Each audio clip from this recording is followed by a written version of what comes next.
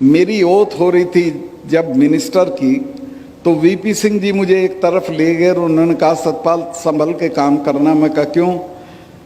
कहने लगे कि बेईमानी करने के बाद प्रधानमंत्रियों से नहीं लड़ा जा सकता और हमें और तुम्हें दोनों को प्रधानमंत्रियों से लड़ना है, लिहाजा पाक साफ रहना है।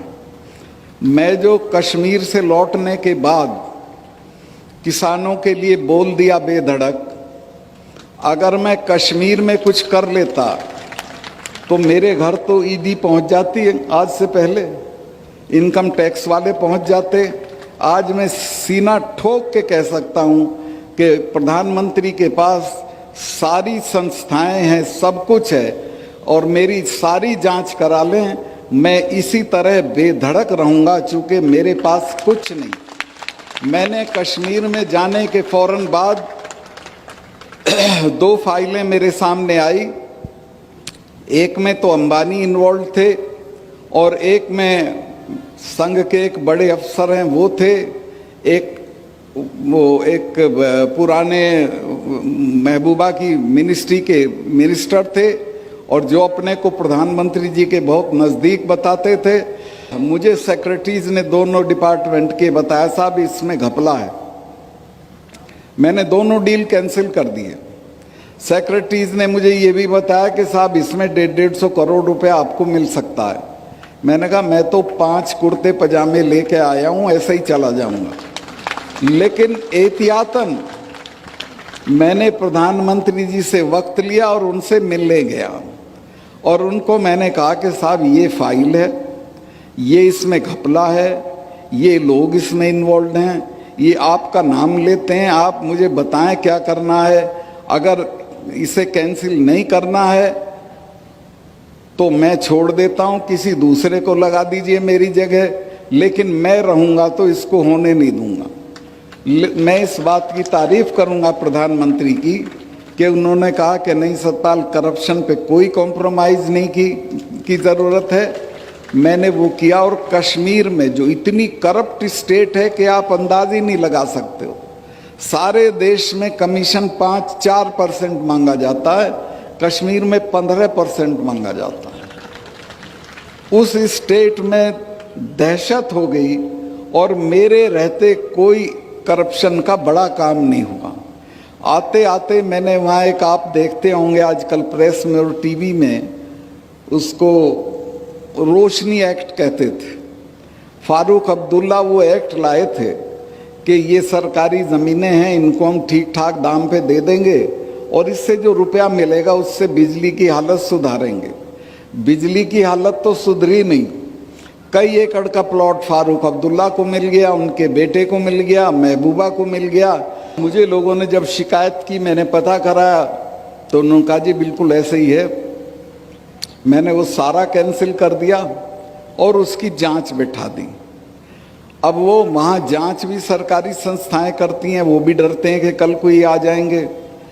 तो वहाँ बहुत अच्छी एक लेडी जज चली गई थी, तो मैं उन लोगों को कहा कि तुम जज साहब के पास चले जाओ। तो वो हाई कोर्ट में चले गए और मिसेज मित्तल करके, मिसेज नीति शादी नहीं हुई थी, उनकी मित्तल थी, उन्होंने ये पूरा मामला सीबीआई को पकड़ा दिया। अब सब नेताओं के बंगले कैंसिल हो गए, सबकी ज़मीनें कैंसिल हो गई हैं और मैंने चीफ उसको अपने कमिश्नर को कहा जम्मू के कि जम्मू के आसपास जितनी सरकारी ज़मीनें हैं उसका सर्वे करो। उसने मुझे बताया साहब ये तो बहुत ज़मीन पड़ी है खाली, लेकिन ये तो आपके हटते ही कब्जा कर लेंगे लोग इस पर। मैं क्यों?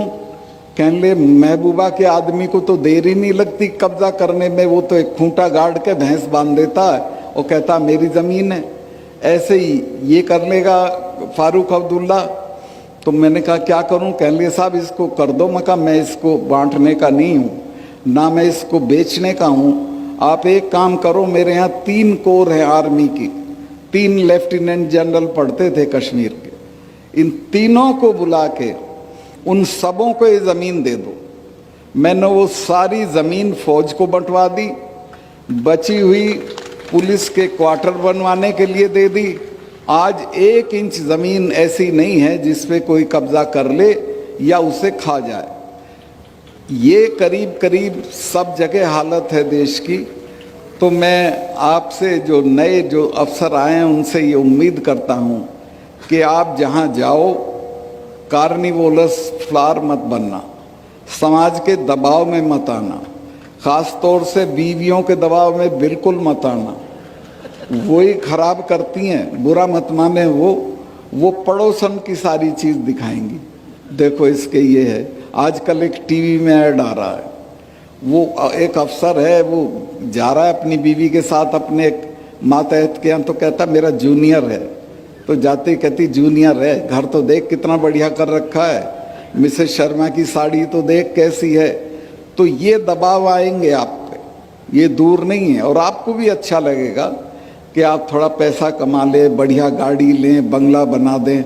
मैं ऐसे ऐसे लोगों को जानता हूँ जयपुर में कि जिनके गांव में फूस का घर नहीं था और उन्होंने क्या क्या बंगले बना रखे हैं। वो आपके समाज में भी आके इनाम बांट जाते हैं। आप कभी देखते ही नहीं कौन है, कौन आ रहा है, कौन नहीं, कौन जा रहा है। तो मैं ये निवेदन करना चाहता हूं कि समाज को निष्कलंक रखिए, अपनी सेवा को निष्कलंक रखिए, खुद को निष्कलंक रखिए, तो आप किसी से भी लड़ सकते हैं। मेरे पास आज यकीन करेंगी बहन जी, आपसे बता रहा हूं मैं कि रिटायरमेंट के बाद रहने के लिए घर नहीं है। सरकार कोई अलॉट कर देगी तो चला जाऊंगा, लेकिन मुझे इस बात की फिक्र नहीं है कि मेरे पे घर नहीं है। मैं जहां रहता था वो 1.5 कमरे का मकान था। जो भी चौधरी साहिबान मिलने आते थे, खास तौर से राजस्थान वालों पे तो बहुत पैसा है, वो देख के अरे 1.5 कमरे के मकान में रह रहा है, ये मिनिस्टर रह लिया, MP रह लिया, MLA रह लिया, क्या चीज़ है। और वो मुझे तिरस्कार की निगाह से देख के चले आते थे। लेकिन मुझे पता था यही गरीबी जो है ये मेरी ताकत है। और मैं आज भी महसूस करता हूँ कि मैं देश के किसी भी ताकतवर आदमी से लड़ सकता हूँ। किसानों के सवाल पे अगर लड़ाई आगे बढ़ी तो मैं इस पद को छोड़ के उनके साथ खड़ा हो जाऊंगा और किसी की कोई परवाह नहीं करूँगा। लेकिन ये तभी संभव है जब मेरी अलमारी में कोई गलत चीज़ न रखी। ये मैं श्योर हूँ, ये मैं आश्वस्त हूँ, ये मैं जानता हूँ कि मैंने कोई भी गलत काम, यहाँ भी मेरे 2-1 रिश्तेदार बैठे हैं इस सभा में, वो गए कश्मीर भी गए थे, वो लोग बड़े बड़े प्रपोजल्स लेके जाते थे। मैंने किसी की फली नहीं फोड़ी, कुछ नहीं किया और मैंने कहा कि जेल मुझे काटनी है कि आपको काटनी है, ये अपना घर ले जाओ, सारी दुनिया पड़ी वहाँ कर लो, मैं कुछ नहीं करूँगा। तो मैं जो नए लोग चुने गए हैं उनसे ये चाहूँगा कि वो अपने मानदंड कायम करें, ईमानदारी के, निष्ठा के, अपने समाज के लिए कमिटमेंट के, और अपने समाज को आगे बढ़ाएं। ये जो संस्थाएं हैं जैसी चला रहे हैं, इनमें जो योगदान हो सके वो दें, क्योंकि यहीं से हमारे बच्चे निकलेंगे और वो आगे बढ़ेंगे। कि जो यहाँ ये जाट गौरव संस्थान वाले काम कर रहे हैं, इसी तरह के कामों से समाज बढ़ेगा, इसी तरह के कामों से समाज की तरक्की होगी। समाज की तरक्की बुढ़े के मरने पे 40 गांव का खाना देने से बुढ़ा सूरजमल नहीं हो जाएगा। बुढ़ा तो वही रहेगा जो मरा है। आप दहेज बंद करिए, बच्चियों की पढ़ाई पे रुपया लगाइए, बैठक बड़ी भवन, 4 आदमी नहीं घर में 20 कमरे की कोठी ठोकते हो, काहे के लिए भाई? बच्चे को पढ़ाओ, लंदन भेजो, अमेरिका भेजो, यहाँ के बढ़िया से बढ़िया संस्थान में भेजो। उस तरफ तवज्जो नहीं है। एक बहन जी हमारी मदद कर सकती हैं, सुमित्रा जी। यहाँ की औरतों में सोने का बहुत शौक है, सोना पहनने का इतना चलन है कि यहाँ से यहाँ तक सोने में भरी रहती हैं। मैंने इसकी तस्दीक करी है कि सोने का इतना क्रेज और शौक है कि चाहे घर बिक जाए सोना होना चाहिए।